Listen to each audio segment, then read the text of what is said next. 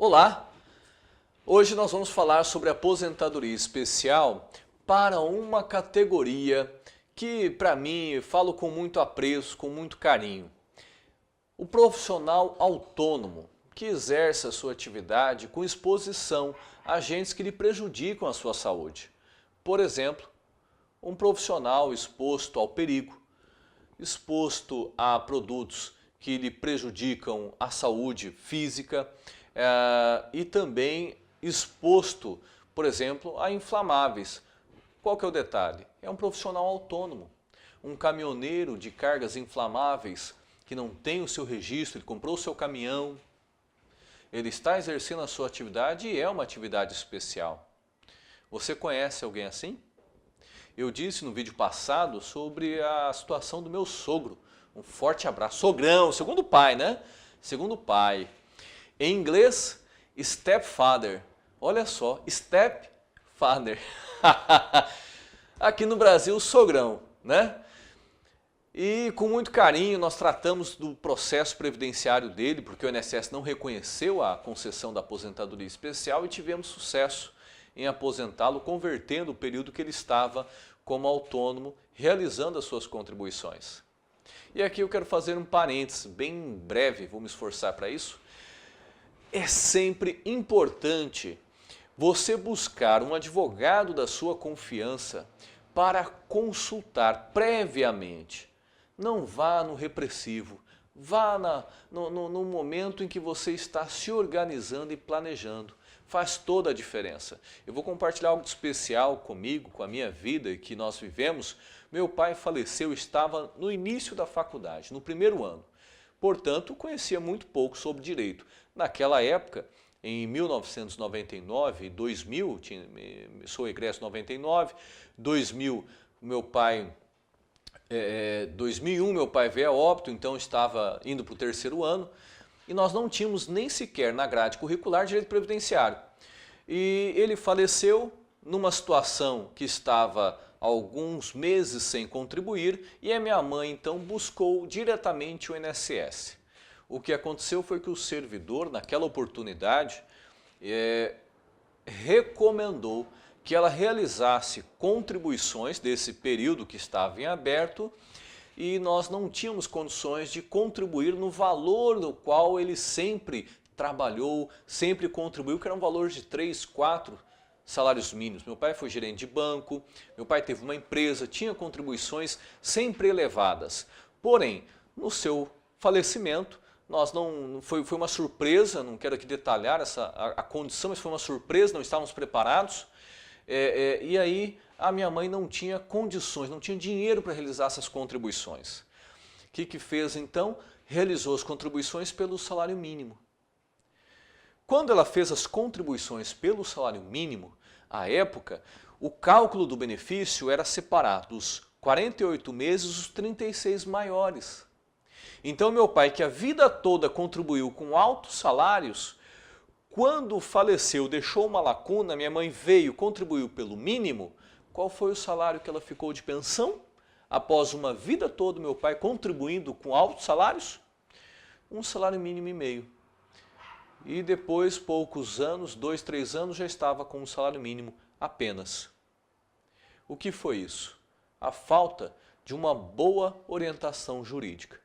Eu me perdoo porque não sabia, não tinha o conhecimento. Me arrependo de não ter buscado, à época, um profissional. Eu me lembro até que eu busquei um professor, mas é isso. Lá em idos 2000, o direito previdenciário não existia, nem sequer existia na grade curricular das faculdades. Hoje existe, ainda bem. Mas o destaque aqui é que uma conversa, uma consulta com um advogado de sua confiança pode fazer toda a diferença. Não é só nas mãos de um médico que está a vida das pessoas.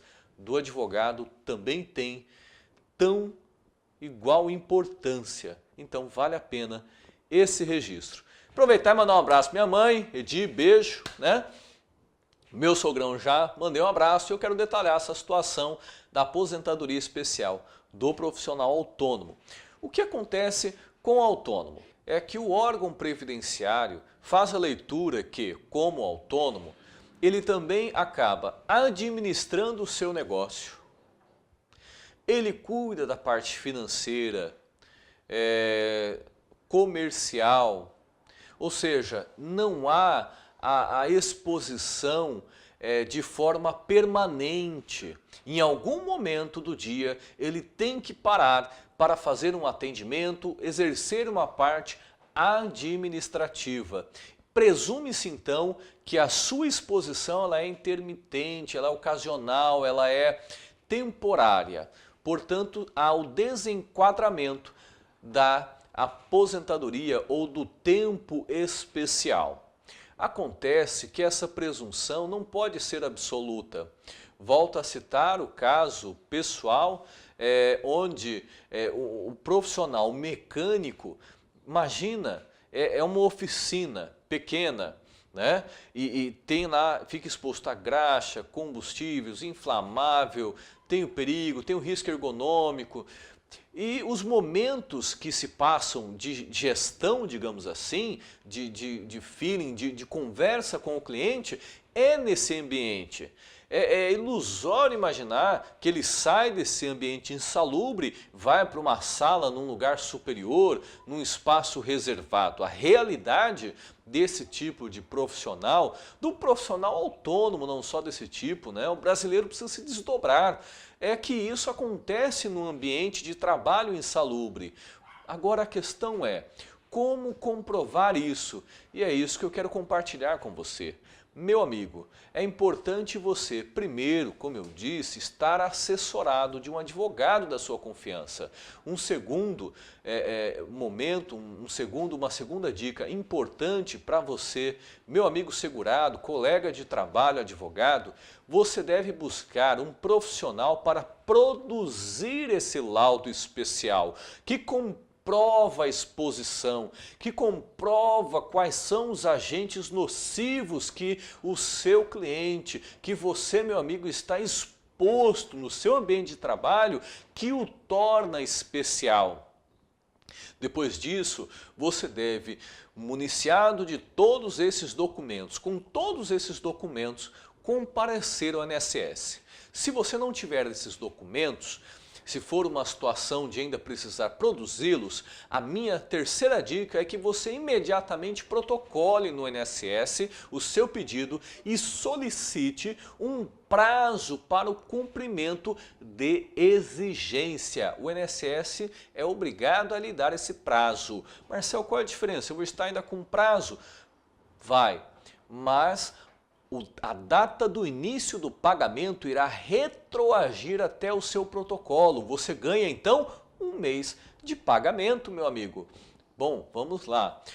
Reuniu todos os documentos, levou até o órgão previdenciário e ainda assim o INSS, né, com aquela justiça toda, olha, não é que eu sou preconceituoso não, é conceito estabelecido. O órgão previdenciário é complicado. Bom, foi lá, indeferido o seu direito. O que fazer? Resta esperança? Claro, sempre. Poder Judiciário. Se na sua cidade conta com juizado especial federal, você deve comparecer diretamente ou preciso fazer o registro sem advogado, porém não posso deixar aqui de fazer lembrança à minha história. Vale sempre a pena você estar assessorado, pode ir sem, enfim, e pedir que haja análise judicial do seu pedido. Nesse caso, sendo um processo judicial, a minha quinta dica é que você pleiteie, peça, suplique ao juiz que ele produza a prova pericial. O que é isso? No processo, existe a fase de instrução.